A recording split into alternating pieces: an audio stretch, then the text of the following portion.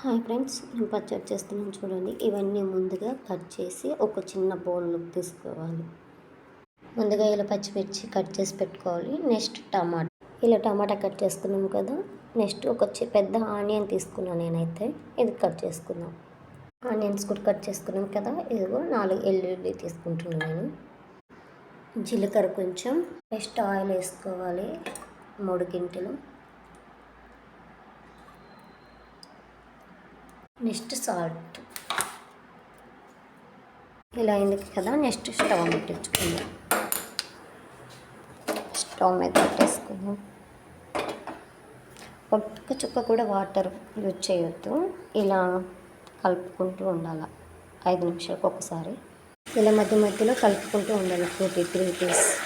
ఎందుకంటే అడుగంటుకోకుండా ఉంటుంది. ఇదిగో ఇలా అవుతుంది. రుబ్బుకొని తినటమే. మీకు